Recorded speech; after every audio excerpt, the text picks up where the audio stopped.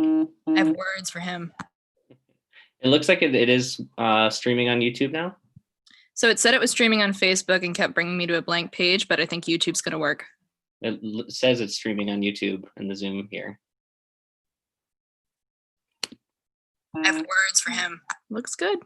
Okay. All right, wonderful. So welcome everyone. For anyone who just came in, please go ahead and drop your name and pronouns and town you're calling in from in the chat. Really glad to be with you all today. My name is Isaac Grimm. I'm the organizing director with Rights and Democracy New Hampshire. Glad to be here with y'all for this event tonight. It's focusing on the crisis of opioid addiction and overdose in our state. This is a drastic issue for folks here in New Hampshire. We are the second worst state in terms of rates of overdose deaths in the entire country. And our rate of overdose deaths is 3 times the national average. And that is not an accident. That is because of failed policies. And that is because of stigma, lack of services, and a whole lot of folks getting left behind, and the lack of political courage and leadership to step away from the failed policies and the failed framework of the war on drugs. So I'm really glad to be able to join you tonight to hear from some really incredible leaders who are working on the front lines of the recovery community here in New Hampshire, who are going to be speaking with us about real solutions and about the movement that we need to build to be able to have the power to implement those solutions. There's a lot that we need to overcome, but it's really, really critical, not only for us, but for our neighbors, for the ones that we love, and for our community as a whole here in New Hampshire. So tonight we're going to be hearing from leaders from Rights and Democracy's Overdose Crisis team, Jody Newell and Ryan Fowler, and I'm very excited that we'll be hearing from Phil Spagnuolo, who is a candidate running for Senate, for state Senate here, one of the many amazing candidates that we've endorsed here in New Hampshire. Rights and Democracy has a really rigorous endorsement process where we really seek to get clarity on whether candidates who are running for office share our values, based in human rights, equality for all, and in, really having the interests of the people in mind over corporate interests, over short-term profits. And our members around the state vote on who we get to endorse. And so we're really proud to have endorsed Phil in this race for Senate. He would be a really critical and a really unique voice in the state Senate that we need now more than ever. So really, really excited to hear from him as well. And what I'm gonna do here is I wanna start us off with showing a little video that our national network, People's Action, put together that is about the overdose crisis, about how we should really be framing the issue, how the issue has arisen and how it's impacting us, and what we can do about it.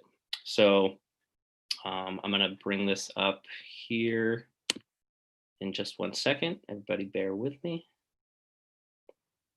I think I'm not the only one who's having technical difficulties, so it'll be just a sec.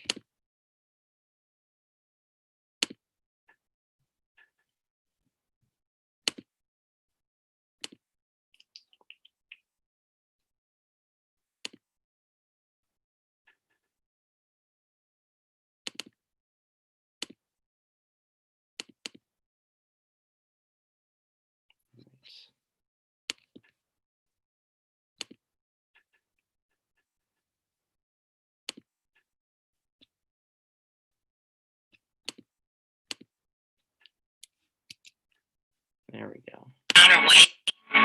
Our ability. Did folks hear that audio? Okay, perfect. Let me bring it back to the beginning and I will start us off here.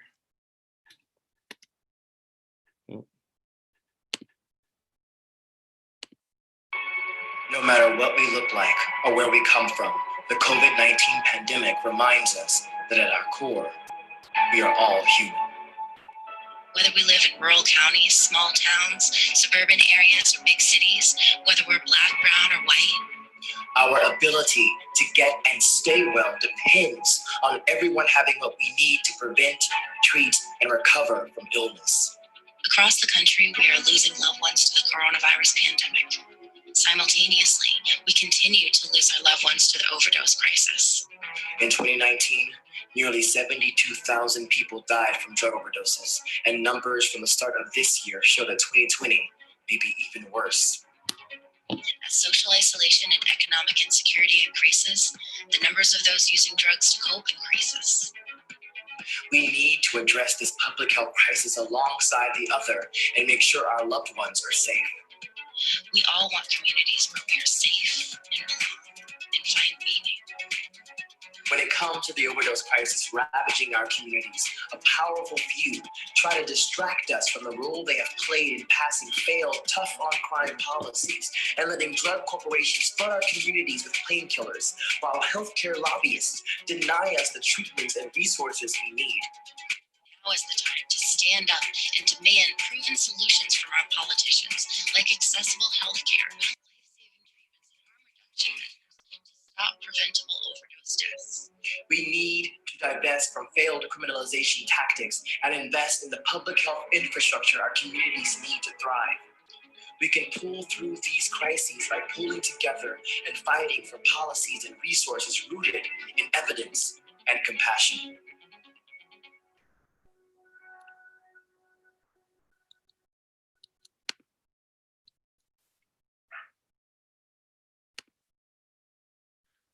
All right. Any reactions to that? I would love to just see folks' reactions in the chat. Anything that was new information to you, or just like how it made you feel. Were you upset? Were you hopeful? Was it both? Would love to just see folks' reactions to that in the chat.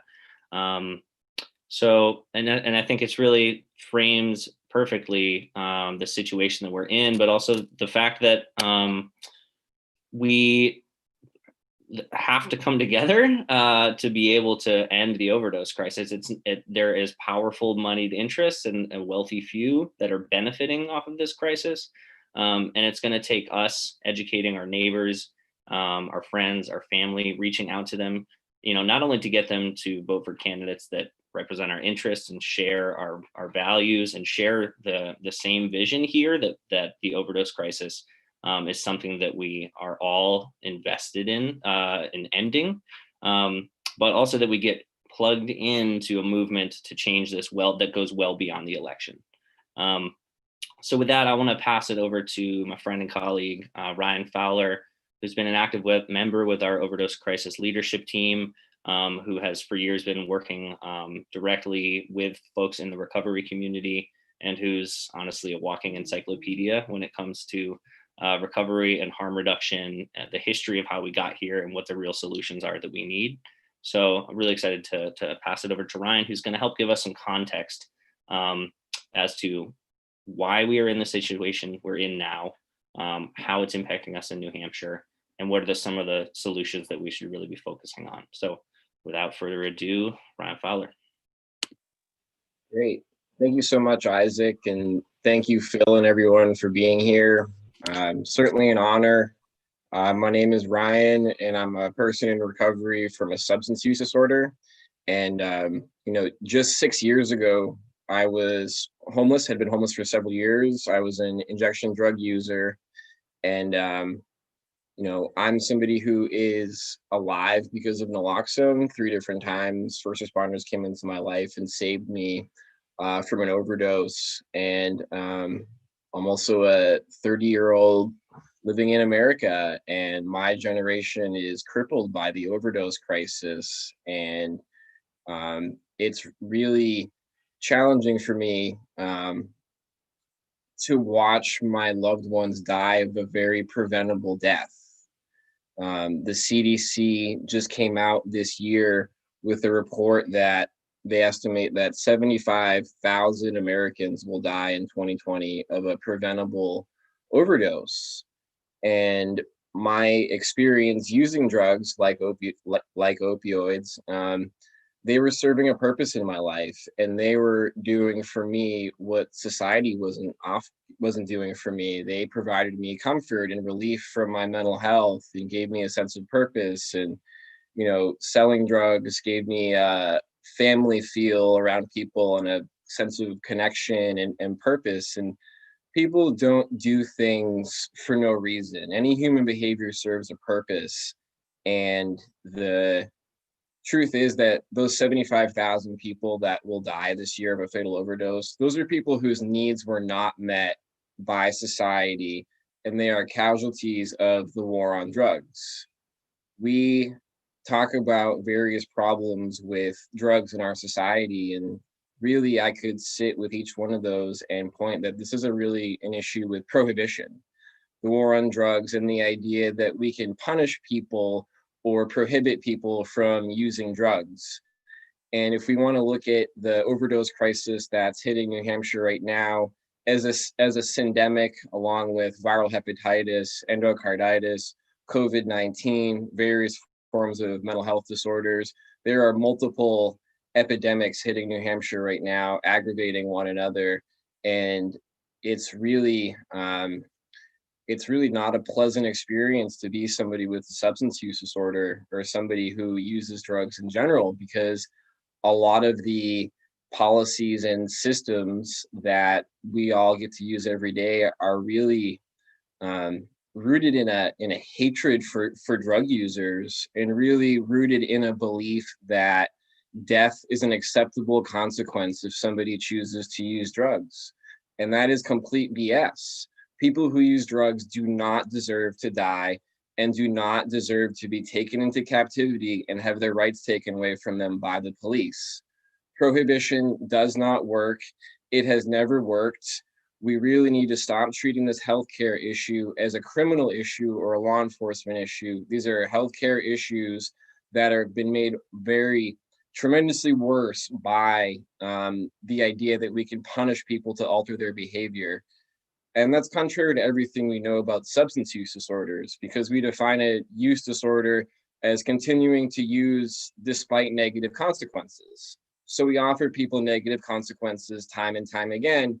And this is really contrary to who we are as a species, because if we look at where we are today, we really need to look at like where these policies came from and where we really live under the world of prohibition. Prohibition really names the game for our society and has played a big role in shaping the world that we all live in.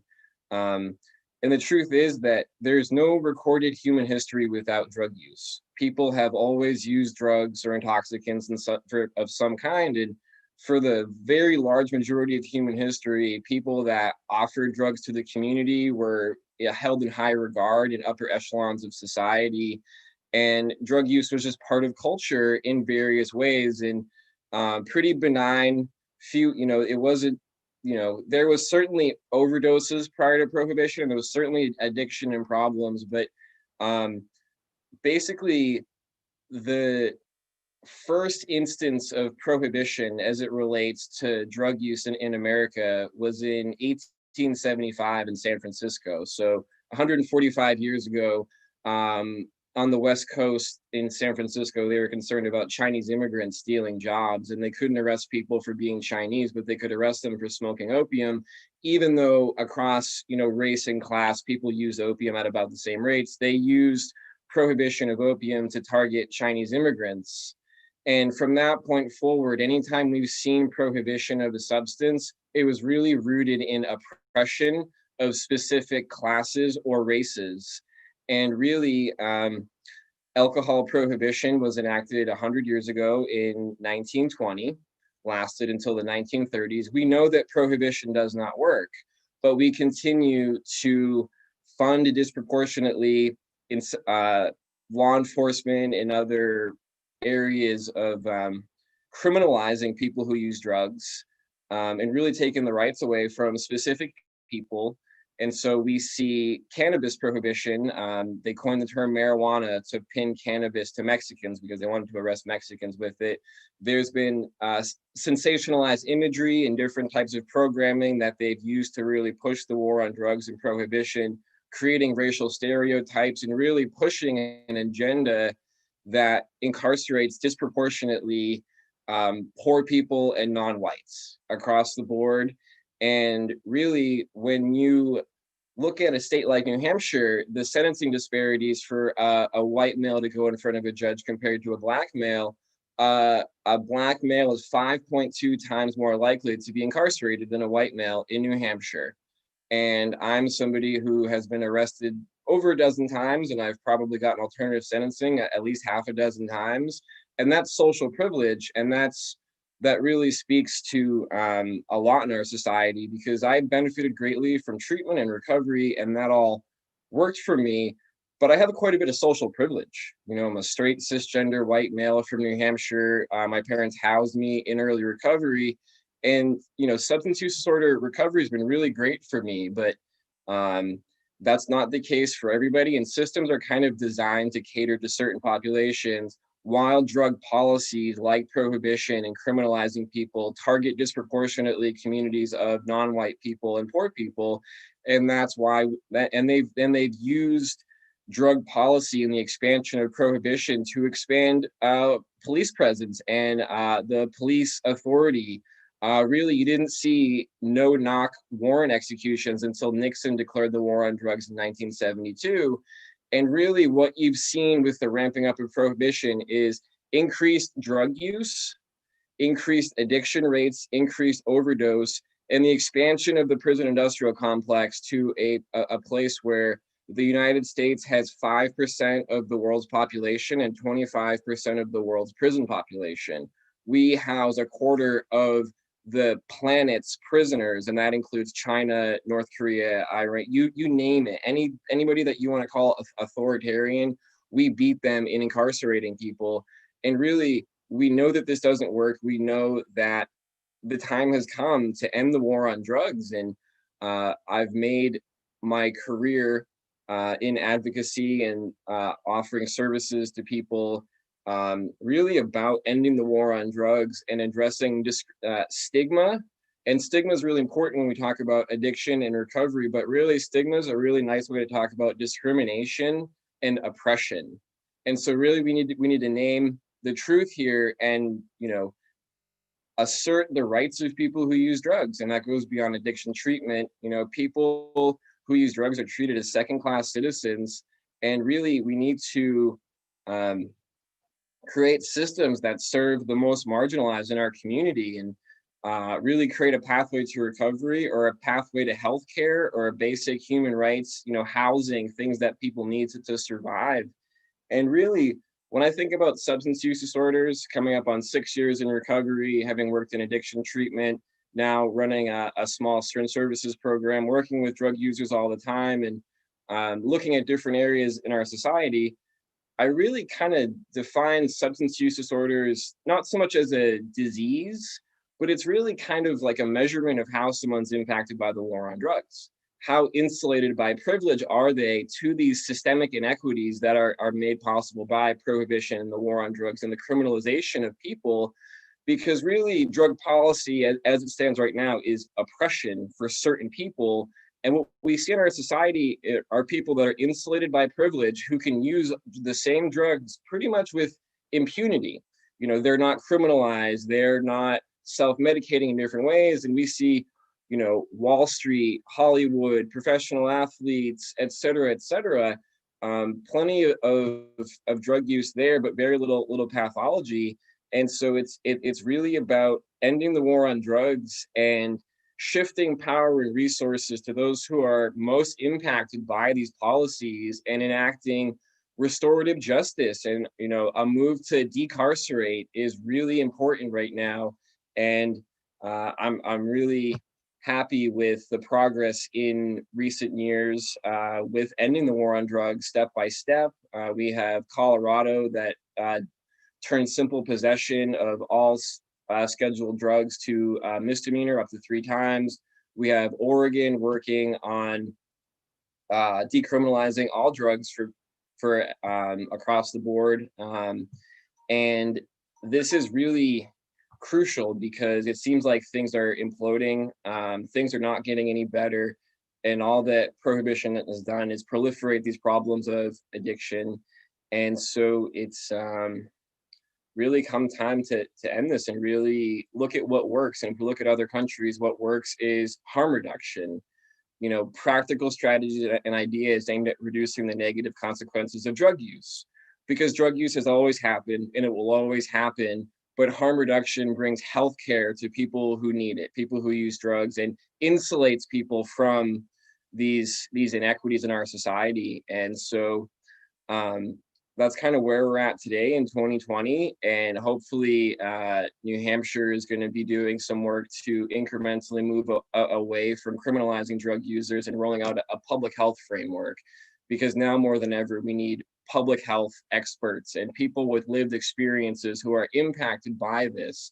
Harm reduction is really about nothing about us without us. And that's why I love the work of Phil, being a person in recovery who took it upon himself to run for office and win, and then start doing cool stuff from within. You know, like that's empowering. That's really motivating. And I would not have thought 6 years ago, shooting heroin in a vehicle, not able to feed myself day to day, that I would be sitting here with the likes of you all, sharing my experience and using my negative lived experience for good. But I had harm reduction to keep me alive, to find recovery. And with harm reduction, all drug-related death and disease is preventable. So we're really talking about ending the war on drugs to prevent 75,000 people from dying every year. So thank y'all for letting me rant a bit. And I look forward to hearing Phil and Jody and everyone else. So thank y'all, appreciate you. Thank you, Ryan. Appreciate you. And thank you for all the context and the background. If questions came up for you or reactions, to everything that Ryan just shared, please post them in the chat. And when we get a little later on, we'd love to have some space for any questions or comments that other folks on the call would want to bring forward. So unfortunately, it looks like Jody was not able to make it tonight. So I'm going to step in for that and introduce Phil. So I'm just really excited to be able to introduce Phil. Have been able to see his work and leadership for a few years now.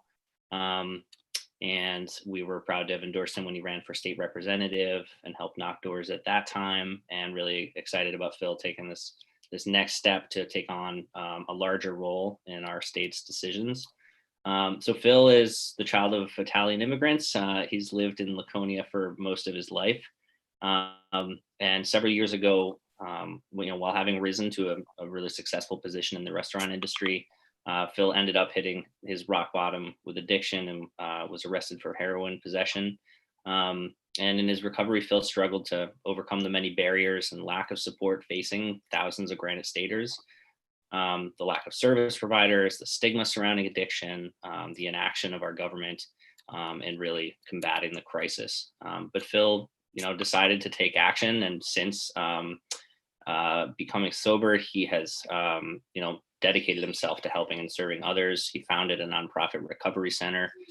He's opened multiple affordable sober houses, and he became a certified recovery coach. So, while the state government has continued to take inadequate action to address the overdose crisis in New Hampshire, Phil decided it's time to run for state representative back in 2016. No one thought he could win, but Phil came through by nearly 10% in a district that President Trump carried by over 15%. So it says something about being a different kind of candidate. Phil's life experience is decidedly different from your typical politician. But his struggles, I think, inform a perspective that we really, really need in our government. The perspective of working folks, perspective of folks who are struggling and who have been left behind.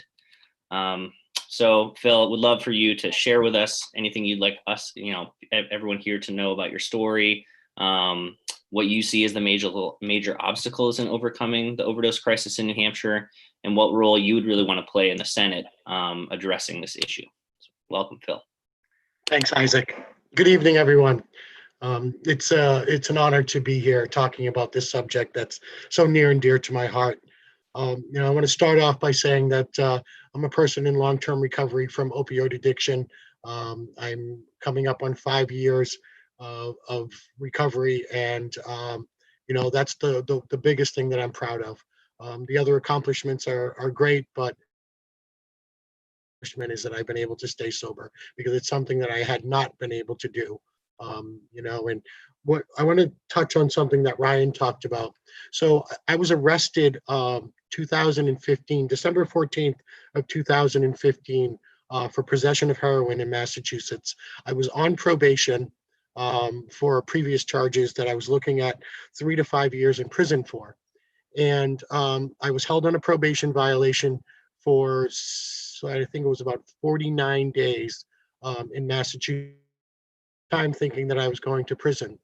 And when I got in front of the judge, as I had many times before, I represented myself.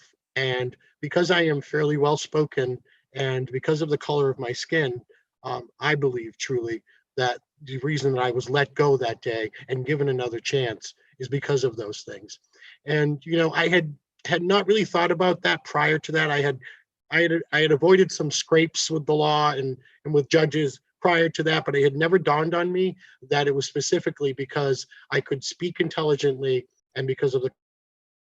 And so it set me off on this journey of trying to understand how I could make a difference in the justice system, as well as when I got out and I was looking for services to help me stay sober. I was hitting roadblock after roadblock because I had gotten on Medicaid, which is something that I had never been on before, and I didn't really know how that worked, and I didn't realize how limited you are when you are on Medicaid. I mean, I was grateful to have it, don't get me wrong, but I would hit roadblock after roadblock, begging for help, being told that if I wanted to see a psychiatrist, it would be 6 to 8 weeks before I could actually see one. If I wanted to get into some sort of outpatient program, same thing, 4 to 8 weeks before I could actually get into that program. And I knew that, it was only a matter of time. If I didn't get the help that I needed, that I would be back to doing the only thing that I knew how to do to feel okay in the world. And so it set me off on this journey of, I stopped and I thought, and I said, you know what, I'm well-spoken, I'm hard-headed, I'm very forceful when I want to be, and I'm having a hard time doing this. What about all those people that don't have those qualities, those characteristics? What about them? What happens to them?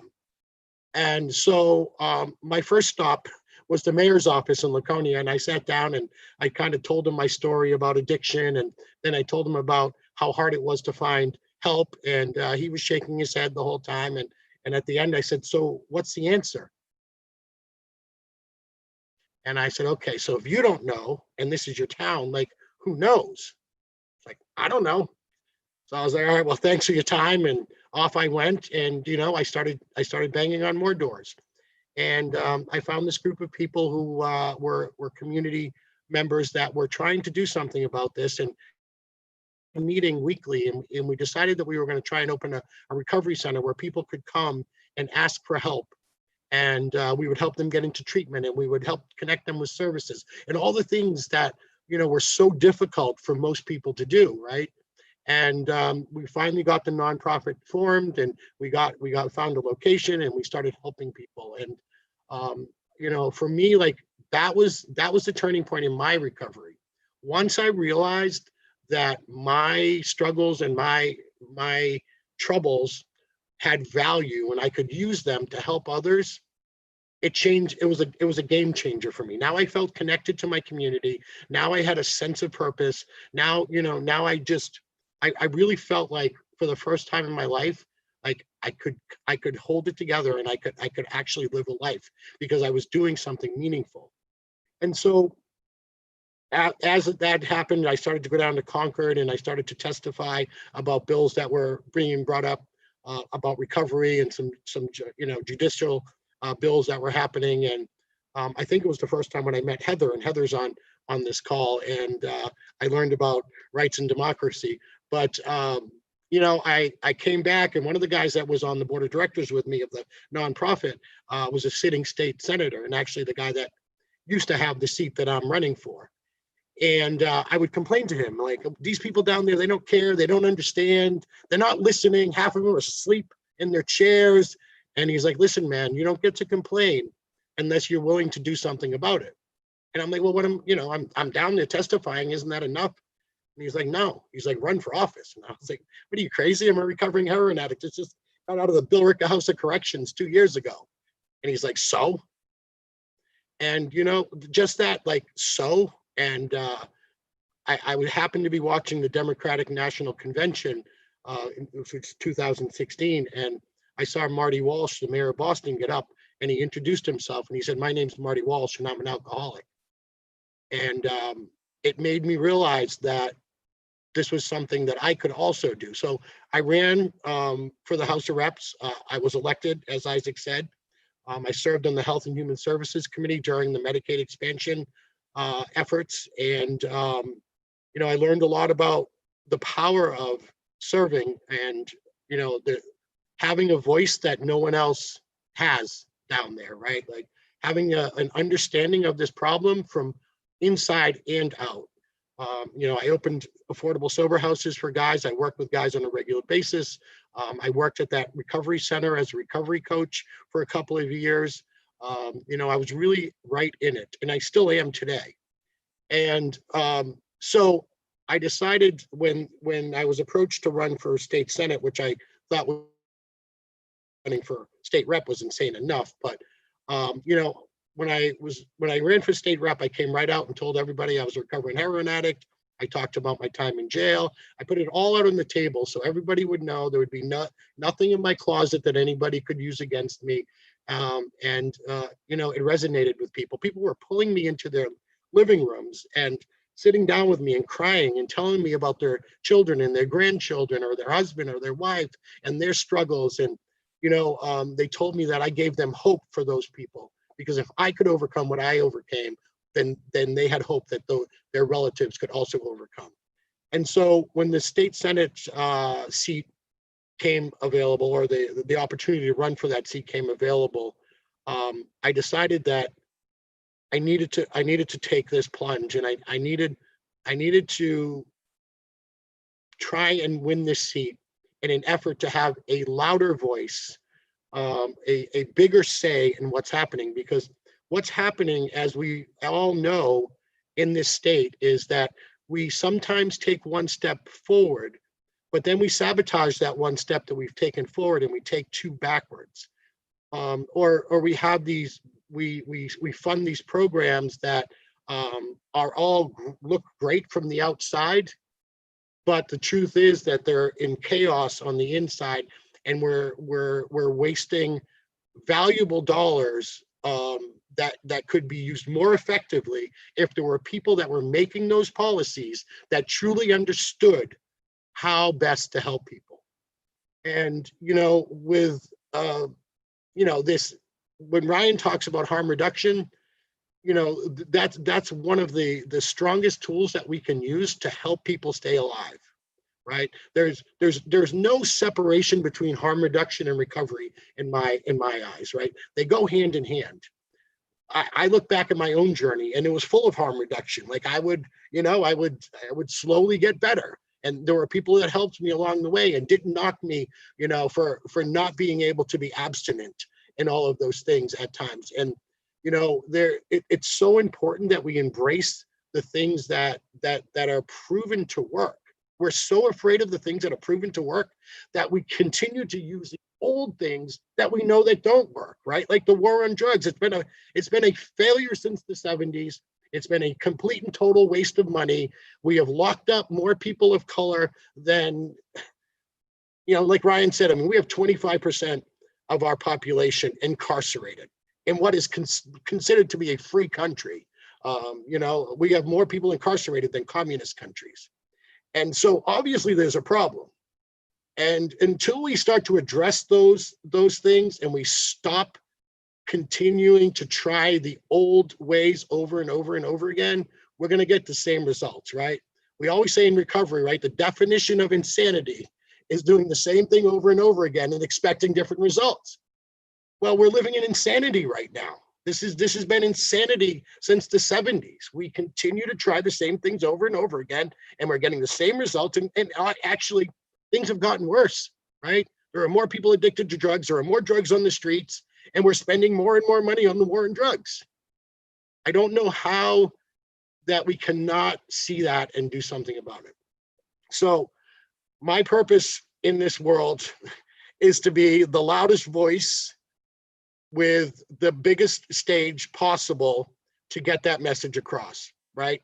First of all, the reason I ran initially for office was that I wanted to prove that people that had substance use disorder were not disposable human beings. We are just as smart, and sometimes smarter, than most people. We had to be creative, and we had to be very crafty in surviving as drug addicts on the streets and getting what we needed. So putting those tools to use in a positive way gives me an advantage over most folks. I've survived something that a lot of people don't survive. That gives me an advantage over most folks. I didn't grow up privileged. I understand what it's like to struggle, and I struggled myself. So I truly understand what it's like to struggle. So my purpose is to give people that are still struggling hope, to let people that are in recovery know that as long as you continue to do the next right thing, you can do anything any other man can do. And the most important thing is that I want to be a voice on the inside, shaping policy as someone that knows what it takes on a ground level, street level, to help people. Not on this like fictitious, oh, we're gonna end the opioid epidemic by this X, Y, and Z. That's not realistic. And then when it doesn't work, we're going to say, see, those people don't want help. No, you never gave them the help that they really needed because you don't understand what it is that they really need. And until we do, this is not going to change. So I urge you to really take a look at your candidates. Make sure that they are people that understand whether they're involved in recovery or not involved in recovery. There's a difference between candidates. There are people that truly care about people, and there are people that truly care about themselves. And you can tell the difference pretty much immediately. As a recovering drug addict, I'm pretty good at judging people very quickly because I had to survive on the streets.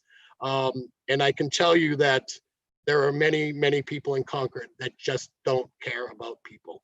And we need to change that. So if you have in your area, you have candidates that care about people, then call all your friends and ask them to vote for them. Tell everybody that you talk to vote for them. We need people in Concord that care about people. And I think that's it for me, man. So I really appreciate this. I as you can tell, I'm very passionate about this.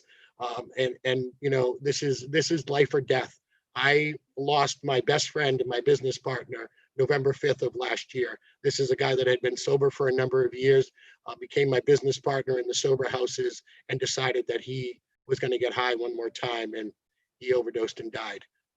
And I have a million stories like that of people that I know, but that one was the one that was nearest and dearest to my heart. So I fight for him. I fight for every person that has lost the fight, and I fight for the ones that we're trying to keep from losing the fight. So thank you. Thank you so much, Phil. Thank you for sharing your story and for stepping up to run for office. It's not an easy thing, and it puts you out there in a way that can be uncomfortable, and it's a vulnerable thing. So just, I just want to thank you for your leadership and for your courage and stepping up.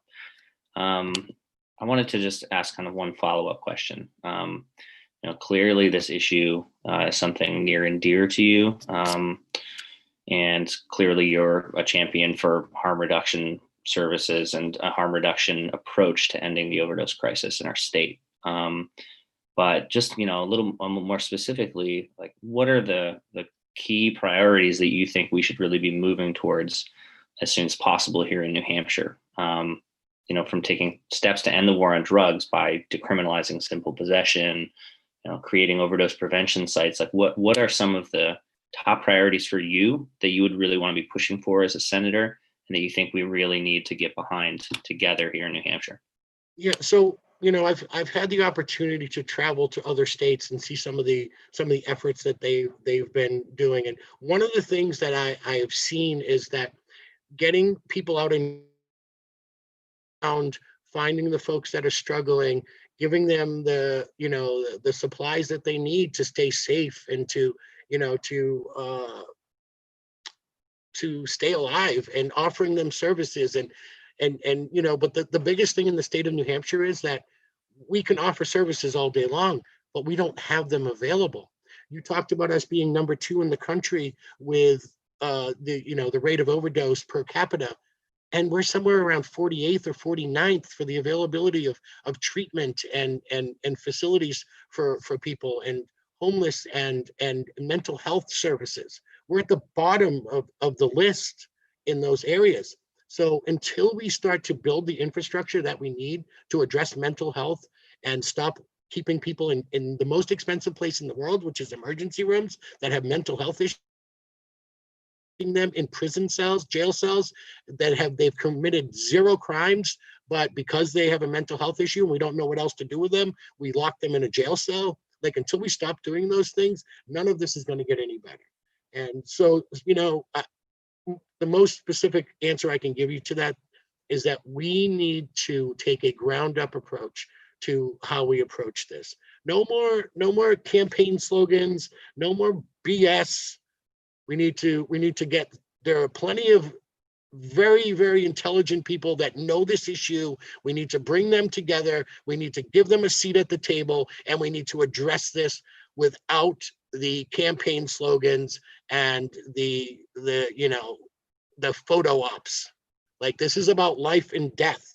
This isn't about photo ops and campaign slogans. This is life and death. And until we take it serious, and until we bring together the people that understand it and address the issues, we're not going to make any headway in this. It's getting worse, right? We've got all these millions of dollars that the federal government has given us to address it, and what has happened? We've gone backwards because we have people making policy that don't understand what we really need. That's right. Thank you, Phil.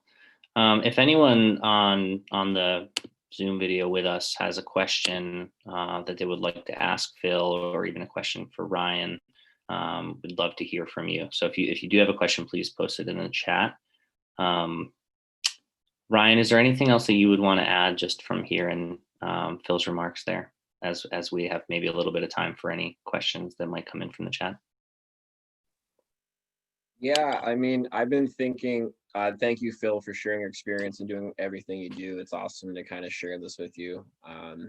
So, I've been thinking a lot about why New Hampshire's hit so hard by this. And there's a lot of theories around conspiracies with drug cartels and all these factors that aggravated the overdose crisis. And because much of my drug using involved selling drugs, I think of it as economics and supply and demand and self-medicating. And it's not so much why the painkillers, but why the pain. And we look at New Hampshire, that has this thing we call the New Hampshire advantage. And we talk about no new taxes and the diminished social safety net. And we have the most vulnerable and marginalized in our society that are cast out further and further into the shadows. And working in addiction treatment and kind of watching it improve from, like, when I accessed rehab for the 4th time to working and rolling out these big dollar federally funded programs, they work for a lot of people for sure. And, like, things are getting better. I will say that they're getting better, but the people who need the services the most are really underserved. And it really comes back to, we don't have a minimum wage. We have incredible amounts of inequity in our society and a lot of regressive tax reforms that cater to the wealthy. And New Hampshire has, I love recovery and I love abstinence and the 12 steps and God. And that's like, that worked for me. But the truth is that,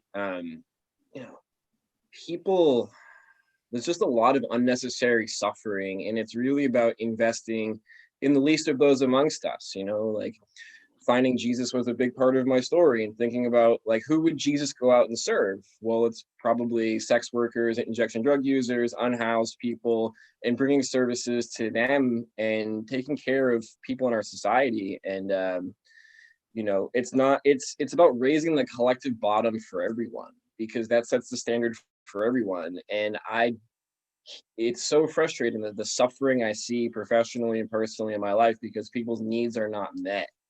And it's frustrating because allegedly we're the most free nation on the planet. We're the wealthiest on paper, yada, yada, yada. But, I really believe that 75,000 people dying this year is not an accident of a pretty successful war on drug users. You have the identification of certain races and classes. You have confiscation, you have concentration, and you have annihilation. Like, this is a systemic genocide of certain people. And if they wanted to stop this, they could. We know how to stop this, but there are moneyed interests, and there's a lot to this for sure. And I love, Phil, what you said about a ground up approach. You know, it's about elevating the voices of the most marginalized and impacted. Those who are going to be using these services should have a seat at the table. And so I love how public you are, Phil, with your position and your background. And it's really about normalizing this, but we're not going to address stigma in the recovery community until we address stigma against drug users and these deep-seated beliefs in people that drug users are second-class citizens and they deserve to die. No drug user deserves to die at all. You are loved, and it's really about empowering people and bringing more voices to the table. So thank you for having me here. Thank you, Phil. Thank you, Isaac. Happy to open it up for other folks now. Yeah, thank you, Ryan. And one thing I just want to lift up real quick before we did have a question come in is our stories are incredibly powerful. As critical as it is that we help people understand the facts of the matter, human stories, emotional connection, and helping folks to identify with others who are themselves in recovery or who have been impacted because they've lost someone or loved someone who has struggled or been lost to overdose. So we have a survey that I would love everyone on this call to fill out and to share out so that we can continue to grow our network of people who we can really work with to help lift their stories up, help that be powerful, help that create change in public perceptions, in humanizing and destigmatizing addiction, because that is just so foundational to the policy work that we need to do to change this. It's just this really unhealthy, deep-rooted cultural problem that we have. And there's little ways that we can go about making those changes. Like, we shouldn't be saying, shouldn't call someone an addict, right? You call someone who uses drugs. Like, it shouldn't be what defines someone as a human being, right? Other things like, saying getting clean. It's not that people who use drugs are dirty, right? So there are all these little ways in which even just the way that we talk about drug use dehumanizes those who use drugs. And I have some resources on that I will make sure to share with everyone on this call and email out about how we can destigmatize the language that we use in talking about drug use. So everybody, please fill out that survey, share that survey out that I posted in the chat here. And then this sort of connects. I saw a question from Stephanie Highland that I think, Stephanie, you actually accidentally privately sent to me, maybe it meant to be to everybody. But if you want to ask that question out loud, I'd be more than welcome to come back on and ask it yourself. But if you prefer me to put it out there, I can. But would you like to ask your question? Sure, absolutely. Hi, everybody. Thanks. Excuse me. Thank you, Phil, for sharing. My family, we have addiction, my family, my husband's family. So it's really refreshing just to hear personal stories from people who are also running for office. Addicts are real people. It's not. So I appreciate you sharing that. But my question was, as legislators, how do we support the normalization and destigmatization of accessing mental health services in our state? I find that I'm in a really rural area and people don't want to have issues, and it's not, they don't want to access, they don't want to say that they need help. And it's starting to be, when I bring it up as a even on the campaign trail, but even just as a person in my community, people don't want, they'll talk about it personally, but when it comes to the point of actually leaving the house or telehealth is available now, but it seems that push to actually access someone, there's a barrier there, regardless of, well, what if we have it paid for? Well, even then there's something there. So that was just, hopefully as a future legislator, I just had that question. So thank you. Thank you, Stephanie. I think that, as with any of the issues that we're talking about, the more that we talk about them, the more that we normalize them, the more comfortable people become in accessing the services. But what has happened is that we've made these services so unavailable, first of all, and second of all, we've marginalized the people that are trying to access them. For me, it was easier for me to admit that I was a heroin addict than it was for me to admit that I had mental health issues. They go hand in hand in most cases. But for me personally, because of the way that I felt that people looked upon people that had mental health issues, I thought that the better of the two evils was just to say I was a heroin addict. So, problem, right? That's a real problem, And so, had I been free enough and felt safe enough addressing my mental health issues way before I did, my drug use may not have reached the level that it had reached. I believe that I was self-medicating for many, many years because it was easier to use illicit drugs than it was to go to my family and say, hey, I think there's something going on that I don't understand. And I think I might be crazy, right? Like that wasn't going to happen, not in my family, right? So I found ways to kind of, to address that issue myself.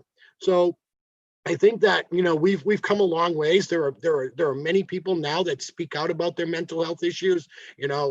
Former Judge Broderick is one of those guys that has come out and spoken about mental health issues and all of those things. And it's important that we have these conversations, right? They're very uncomfortable. And as a legislator, you're going to find a lot of resistance to having these real conversations with other legislators. But what you need to do is find the people that are willing to sit at the table with you and have these conversations. And you need to bring more and more people to that table. And eventually that the rest of them will have to listen, right? That's where the power is. Like we have to come together and be fearless enough to have these really uncomfortable conversations that we think nobody else wants to have, until we have enough people having these conversations that the rest have to listen, or they just have to go away, one or the other, right?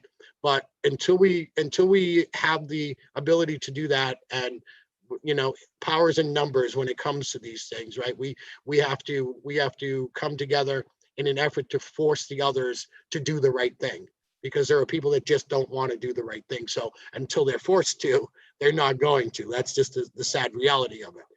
But I think that there are enough people now that have been affected by mental health and by substance use disorder issues in their families that they're just waiting for somebody to speak out so they can then join in the conversation. They may not be courageous enough to be the first one to come out and have these conversations, but the more people they hear talking about it, the more comfortable they become in talking about it. And I think that that's where the real power is. That's why I'm doing what I'm doing. I'm having these really uncomfortable conversations about myself and telling everybody about myself in hopes that people will then stand up and say, you know what, you're right. And I have that issue too, or my family member has that issue. And you're right, we deserve better treatment. But until we demand better treatment, we're going to get what we get. Thank you, Phil. And thank you, Stephanie, for the question and for sharing yourself as well. So I've just shared this again in the chat, but Phil is in an uphill battle against an incumbent Republican, Harold French. Anything you can do to help in the next 12 days that we have left before the election is critical. This is very much a tight race, and Phil needs all the help he can get. So if you can donate, please do. If you can join and sign up as a volunteer, help make calls, send texts. If you can stand with signs for Phil on election day, please sign up to do so. The link is in there. It's www.phil4nh.com. That's the number 4, phil4nh.com. And also his campaign manager's contact info is in there, so you can get in touch. So Phil needs your help him out. And there's 2 other things I wanted to lift up.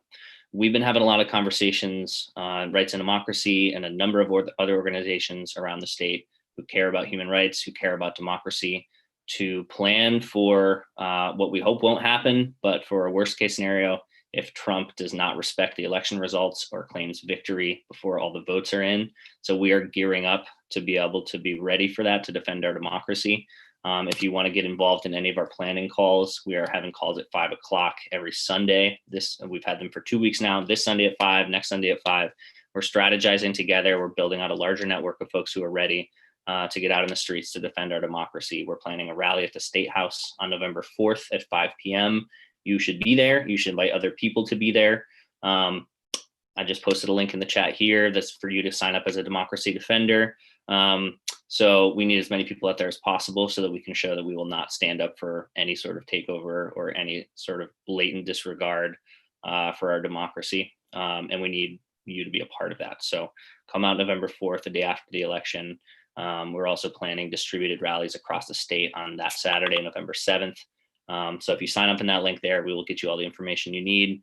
And I'll just post my email in here if you want to reach out about organizing your own rally in your own community.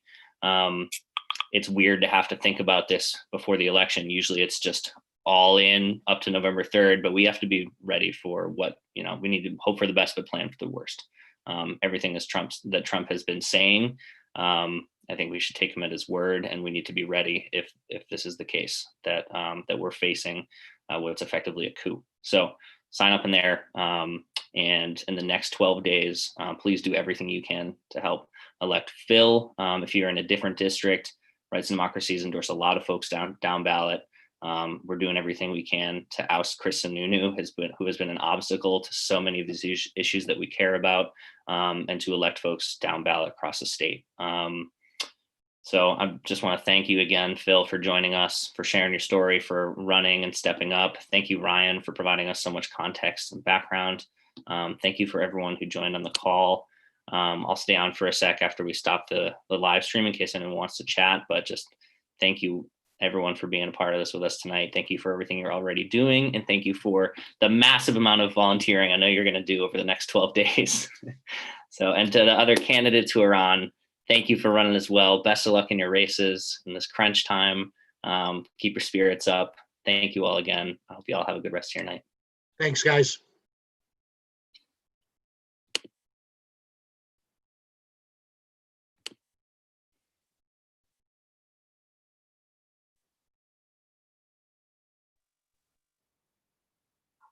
That was sweet. Yeah. Hey, Annie, can you, I'm not sure if you have, but can you turn the live stream piece off?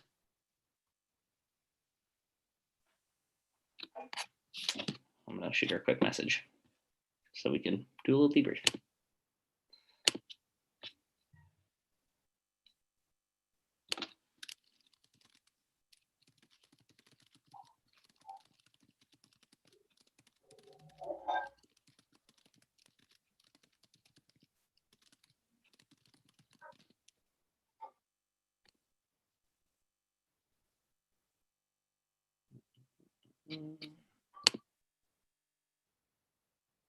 Just bear with for 1 sec here.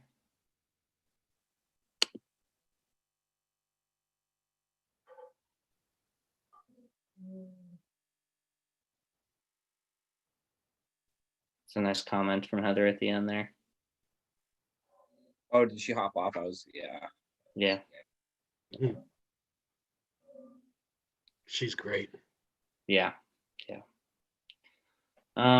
Okay, well, I think maybe Annie stepped away, so I might just have to close out the meeting. But yeah, thank you both. That was terrific. Thank you.